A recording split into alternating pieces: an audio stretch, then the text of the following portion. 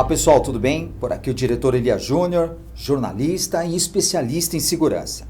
Diretor e produtor dos vídeos e documentários sobre as nossas forças de segurança, onde por mais de 30 anos vivencio e registro o dia a dia e o difícil trabalho dos policiais de rota, nos patrulhamentos, nas operações, nos treinamentos, nos cursos e principalmente nas ocorrências policiais. E toda essa experiência me deu muita propriedade para falar sobre o primeiro batalhão de choque, a Rota. E nesse primeiro episódio, irei mostrar um pouco do outro lado dessa história tão polêmica do livro que virou uma série chamada Rota 66, a história da polícia que mata.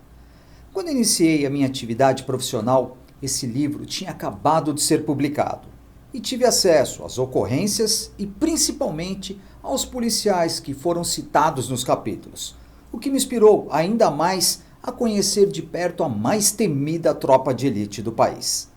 E tantos anos de experiência me proporcionaram 4 videoclipes, um deles em especial com Paulo Ricardo, da banda RPM, o Andreas Kisser do Sepultura, produzido dentro do Batalhão da Rota, que se tornou a música tema do filme Rota Comando. Uma série com 4 temporadas de 12 episódios, um longa-metragem e 4 documentários que relatam a verdadeira história da Rota, com imagens reais do dia a dia e atividades desses policiais. Diferente de livros escritos com base em inquéritos policiais, pessoas que só ouviram dizer ou depoimentos usando o sofrimento das famílias que não estavam no local das ocorrências. E aqui é de extrema importância deixar registrado que tudo o que foi e é exibido nos meus canais do YouTube são registros reais, fruto do meu trabalho, vivenciando e registrando embarcado nas viaturas de rota, correndo os mesmos riscos de morte que os policiais. E com o passar do tempo, conheci a maioria desses guerreiros que fazem parte desse livro. Policiais que foram citados e nunca foram ouvidos. E como esse exemplar mostra apenas uma versão da história, procurei trazer os policiais para que conte a versão deles e mostrar o outro lado da história. E são eles, o Sargento Everaldo, que infelizmente faleceu de Covid no início da pandemia, o Sargento Martinez, que é o protagonista da série, cuja personagem recebeu o nome artístico de Sargento Ramiro, o jornalista Afanásio Jazade, que na época era radialista e na série recebeu o nome artístico de Lobo, e o ex-tenente da Rota, Conte Lopes, que vimos quase no final da série como candidato a vereador. E para quem assistiu ou vai assistir, gostaria de lembrar a todos que essa série, Rota 66, é uma ficção, e mesmo que seja baseado em casos reais, segundo o autor, ela não representa a realidade dos policiais de rota. E tive informações que a maioria dos atores fizeram um grande laboratório com meu acervo de vídeos da Rota no YouTube. E mesmo assim, está longe da realidade. E para iniciar, vou dividir em 3 episódios para que vocês possam conhecer a versão dos policiais em várias ocorrências citadas no livro Rota 66. Bom, com relação ao caso Rota 66, eu me recordo que era uma madrugada, 23 de abril de 1975. E naquele dia eu me encontrava na Rota 17. Eu sou o Sargento Martinez, eu sou protagonista do livro Rota 66 e trabalhei muitos anos na Rota e agora eu quero contar a verdadeira história que ocorreu há 47 anos atrás.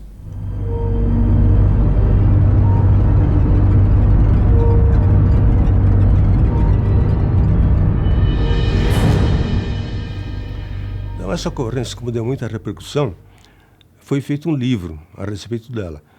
Um jornalista medíocre, sabe? Ele fez um livro mal escrito, cansativo, ele se chama Caco Barcelos, ele é da Rede Globo. Então ele escreveu um monte de bobagem, ele deturpou minhas ocorrências e dedicou um capítulo especialmente para mim, sabe? Então ele conta algumas de minhas ocorrências, só que ele conta da forma dele, como ele achou por bem, que seria melhor para vender livros. Tanto é que ele vendeu, e vende até hoje esses livros aí. Esses livros são lixo, eu não recomendo para ninguém, não. Então, ele fala um monte de bobagem, ele critica a ação da polícia. Quem lê o livro e não gosta de polícia, vai ajudar a criticar. Mas se a pessoa tiver bom senso, sabe, e um espírito crítico, vai ler aquilo lá e vai ver que nós trabalhávamos muito, né? Nós fazíamos nossa função, trabalhávamos em prol da sociedade, nos dedicando demais, sacrificando, e ele fala umas coisas que não tem nexo, tá? E outra coisa, depois que ele escreveu esse livro, foi ser correspondente lá na Europa, sei lá para onde ele foi. Por quê? Com medo. Só que não precisa ter medo. Medo do quê? Nós não somos assassinos, nós somos policiais que estavam tentando manter a ordem. Nós sempre tentamos isso aí, trabalhamos demais. Ele não sabe nada da polícia, né? E acha que sabe tudo, não sabe nada. Nós tomamos um conhecimento que, inclusive, esse cidadão, parece, se não me engano, até saiu do país com medo de represália, com medo dos policiais da rota. Como se nós fôssemos algum assassino da forma que ele, né, escreveu. Ou seja, ele escreveu tanta mentira que ele mesmo passou a acreditar nisso. Porque se tivesse marginal do jeito que ele falou, com certeza hoje ele não estaria, né, fazendo sucesso aí, programa aí, pra cima e pra baixo na Rede Globo. Entendeu? Diferentemente, quer dizer, pra cima do policial, da polícia vai. PCC deita e rola, ameaça com pegada, sequestraram o funcionário deles aí, repórter e tal, até hoje, e eles não falam nada. Essa que é a realidade, entendeu? Então, medo, não sei por quê. Ele quis se valorizar, inclusive para vender livro, né? Porque até onde se tem conhecimento, parece que é um dos maiores sucessos, é tema, é matéria, de publicitário e por aí vai. Quer dizer, só rendeu para ele, entendeu? E essa que é a realidade. Ele não mediu consequências, entendeu? E não teve consciência, né? Entendeu? Então, para se tornar o profissional que ele acha que é, entendeu? Ele teve que atropelar todo mundo, teve que difamar e querer detonar uma instituição que o cidadão de bem respeita e adora. E a população hoje sente falta, inclusive de todos esses policiais que um dia ele taxou de assassino. E além disso, o cara ele é corrupto, tá? Porque ele colocou nesse livro alguns trechos de meus assentamentos. Os assentamentos são reservados, tá? Não pode sair do quartel. Então ele subornou alguém para ter acesso aos meus assentamentos. Se ele subornou, ele é corrupto também, tá? É safado, corrupto. E quem foi subornado também não sei quem foi. Não sei se era amiguinho deles ou coisa parecida. Não sei onde ele adquiriu dados, com quem, que meios ele arrumou, entendeu? Sei que, inclusive, foram lançados dados considerados sigilosos, que foram fornecidos para ele. Não sei por que meios e nem tampouco com qual interesse. E deu essa repercussão toda. Tem uma ocorrência no livro que ele te dá um título, né? O que você pode falar dessa ocorrência do campeão dos matadores? Olha, eu quero falar o seguinte, para esse Cocô Marcelo da Rede de Esgoto de televisão, que ele é um lixo e matador é a puta que pariu, tá? Eu não sou matador coisa nenhuma, tá? Eu trabalhei muito. O meu horário de trabalho era 8x40, 8 de serviço, 40 de folga. Na realidade, eu ficava constantemente 24 horas, 36 horas, 48 horas direto trabalhando, né? E o que eu recebia da polícia, isso aí era uma bisnaguinha com uma fatia de presunto, outra bisnaguinha com uma fatia de queijo e uma maçã. Só isso que eu recebia. Não tinha hora extra, não tinha nada, tá? Eu trabalhava direto, por quê? Porque eu gostava de trabalhar. Eu achava que alguém tinha que fazer alguma coisa em prol da população, uma segurança melhor. E nisso aí eu deixei a minha família em segundo plano, tá? Eu estava na rua, né, em serviço, chegava em casa com a roupa suja, a farda suja, às vezes de sangue, depende da ocorrência. Então, eu me defendia dos vagabundos, tá? Eu sou matador coisa nenhuma, eu fazia minha defesa. Vários colegas meus, em ocorrências em que eu participei, foram baleados. Tem o Sargento Santos, o Soldado Oliveira, o Cabo Alves e eu também. Eu levei um tiro no peito em uma outra ocorrência, são ocorrências distintas. E eu levei também. Então, eu ia para cima, eu ia caçar o bandido, tá? E acontecia, né, os entreveiros. Mas era decorrência do serviço mesmo. Por quê? Porque eu achava que tinha que fazer alguma coisa para defender a sociedade, né? E nisso aí eu me prejudiquei a minha vida, né? Com a família. Olha, ainda bem que eu tenho uma mulher lá que é uma santa, viu? Que ela aguentava tudo isso aí. Não é brincadeira, aguentar isso aí. Teu marido fora, não sabia o que ia acontecer, não tinha celular na época para avisar nada, não tinha telefone, não tinha nada. Então ficava aí, ao Deus dará. E apoio da polícia não tinha nenhum. A polícia nunca me apoiou em nada, tá? A não ser alguns colegas, alguns oficiais lá que sabiam no meu serviço, me apoiavam. Mas a instituição polícia nunca apoiou em nada. Quando mais precisei, me largaram por aí, tá? Essa que é uma realidade. Então eu li. E, inclusive, consto daquele livro e o cara me classifica como sendo um dos 10 matadores do Estado. E atribui a mim, inclusive, o único policial em São Paulo que matou mulheres.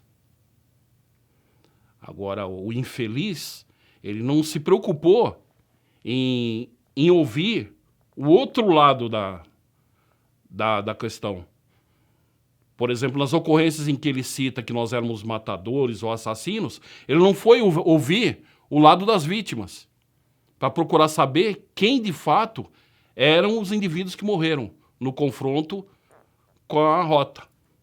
Essa que é uma realidade. Por exemplo, a situação em que ele cita que era mulher, era um dos ocupantes que assaltaram um taxista, 2 indivíduos, levaram o cidadão para uma ribanceira, jogaram esse cidadão para lá, deram um disparo, crente que tinham acertado esse cidadão, e deram como morto. E segundo se ouviu depois do próprio cidadão, ele descrevia, quando ele deu, passando pela Cantídio Sampaio, ele sinalizou para uma viatura. E ele descrevia da periculosidade dos indivíduos, que ambos estavam armados, e que um deles queria porque queriam a todo custo que o outro o matasse. Inclusive, como o outro vacilou, ele mesmo teria efetuado o disparo e empurrou ele da ribanceira. Como é que eram esses indivíduos? Era um indivíduo, cabelo baixinho e de bumbeta. Pois bem, a minha equipe deparou com esses indivíduos lá pela Raimundo Pereira de Magalhães, houve perseguição, houve o confronto, os mesmos foram feridos, foram de imediato socorridos para o PS de Pirituba, e no PS de Pirituba, quando estava sendo socorrido lá, viemos a saber que um daqueles indivíduos era uma garota, que inclusive aniversariava naquele dia. Fatalidade, não sei.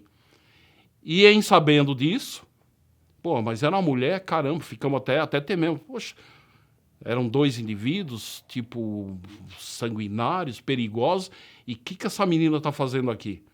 Sendo que essa menina é uma das que ia atirar como se fosse, entendeu? Maldosa mesmo. Mas para nós era homem. E lá você ficou sabendo que era mulher. Quando esse cidadão chegou para reconhecer, pedimos para que os enfermeiros ali deixassem ela da forma que chegou, e é o que ele correu para apontar, que era quem queria matar, quem atirou e quem empurrou da ribanceira, era aquele indivíduo, que na realidade era a mulher que esse infeliz diz que eu, no caso, sou o matador. Então, as contradições começam daí, porque ele não se preocupou em ver o outro lado da história. Então, tendencioso total. Essa que é uma realidade. E assim foram com os demais parceiros. Mas, como todas as ocorrências que nós estivemos envolvidos foram dentro do procedimento legal, legítimo e cristalino, ninguém se preocupou com isso. Que a verdade vem à tona. Por exemplo, os parceiros envolvidos diretamente na 66 foram absolvidos em 3 instâncias. Quer dizer, fizeram de tudo e não conseguiram. Entendeu? Nas demais ocorrências, por exemplo, que eu fui envolvido, que eu respondi, eu fui absolvido em todas as situações, e inclusive em muitas delas a pedido do próprio Ministério Público, por estar ali caracterizada a legitimidade da ocorrência. Entendeu? Houveram outras situações, como, por exemplo, Capitão Conte, Tenente Gilson Lopes e outros, Cabo Cláudio, meu amigo Cabo Cláudio, entendeu? E essa foi a classificação que ele nos deu, entendeu? Então, não me orgulho de nada de fazer parte daquele livro, mas meu nome está constando lá.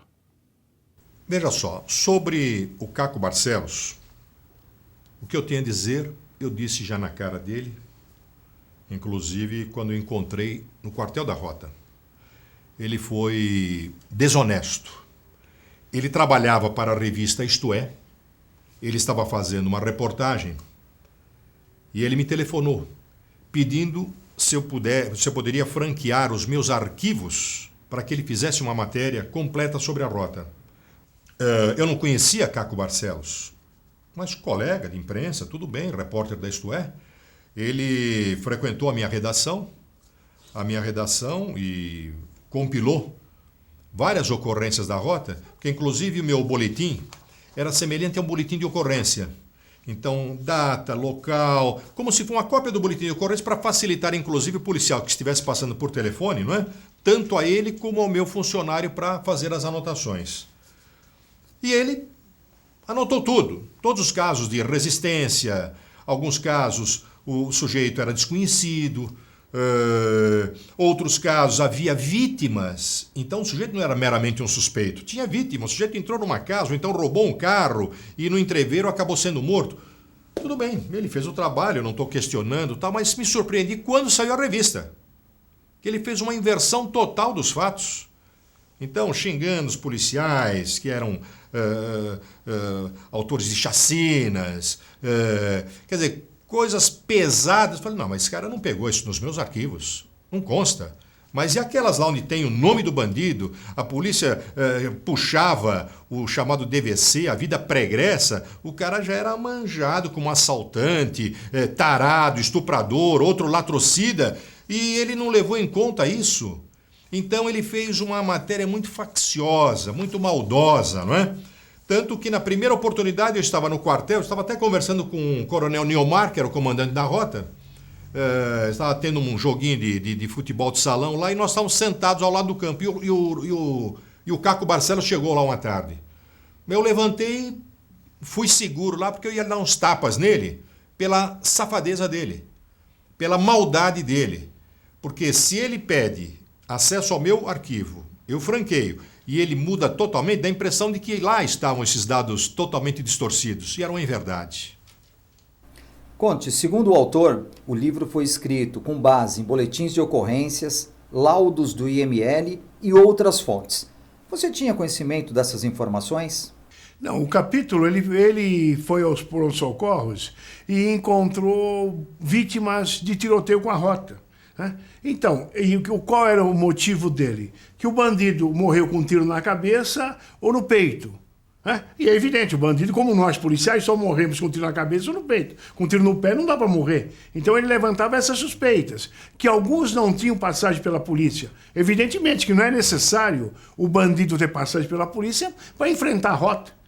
Ou qualquer policial. Isso aí não é condição sine qua non, ele tem que ter passagem pela polícia para enfrentar a Rota. Então, quando ele criou, ele soltou Rota 66, apoiado pela Globo, pelo Dom Paulo Evaristo Soares, da igreja na época, né? Realmente foi para o Brasil inteiro, para o mundo inteiro. Mas então diante daquilo que ele me fez um capítulo, me chamando de deputado matador, eu fiz um livro, Matar ou Morrer, contando todas as minhas ocorrências, todas elas, com as testemunhas, com as vítimas que eu salvei e demonstrando a ele que várias vezes eu fui o deputado salvador, não foi matador. Quando eu salvei a Tabata em Mogi das Cruzes, um bebezinho de 75 dias, que tomou 2 facadas de 2 japoneses estudantes de engenharia do ITA, que morreram em tiroteio comigo, que eu peguei a criança na mão deles, evidentemente que ali eu fui para a família, eu fui o salvador.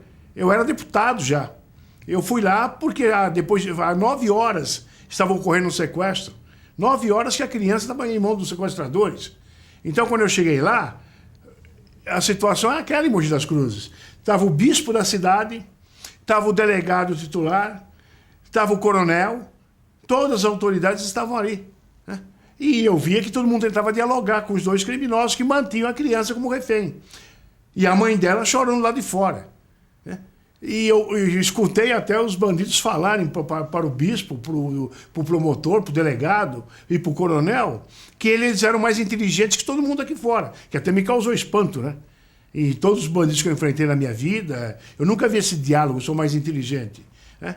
E agora todo mundo tratava os dois como China.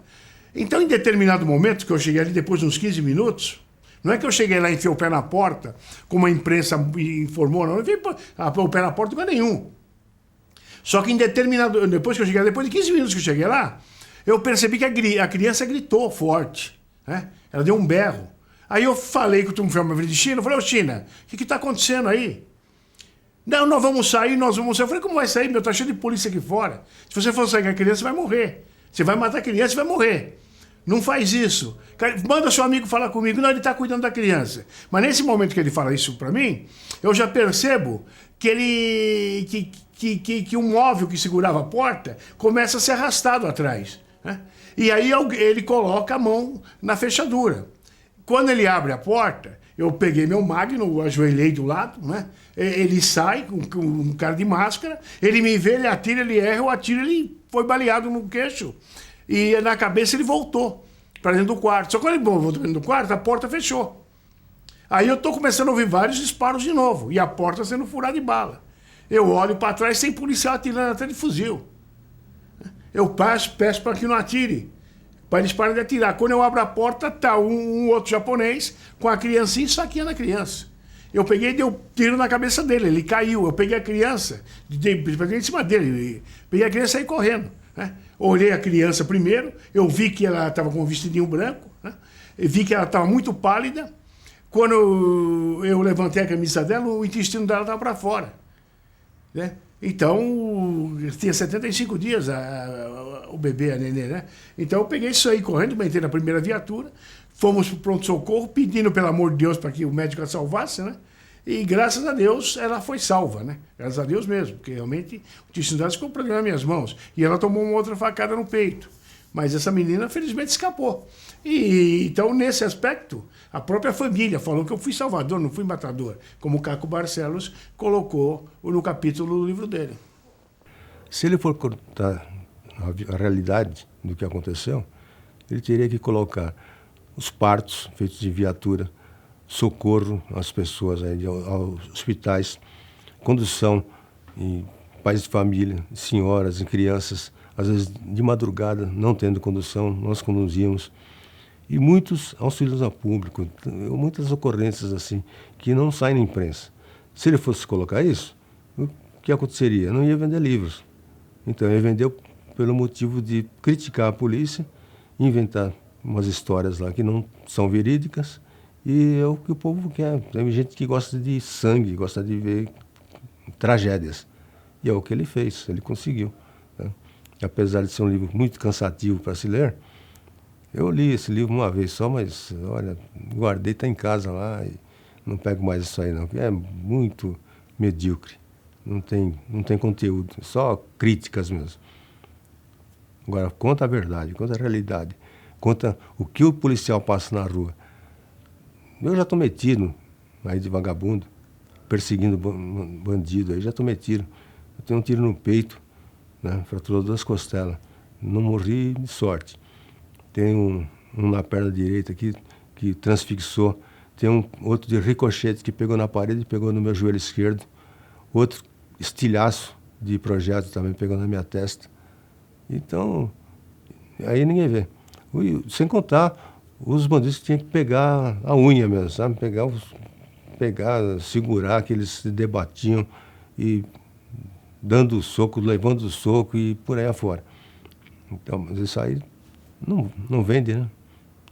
Bom, pessoal, este foi o primeiro capítulo da série Rota 66, versão dos policiais. E no segundo e terceiro episódio, iremos mostrar as principais ocorrências que deram origem a essa série Rota 66, segundo o autor, a história da polícia que mata.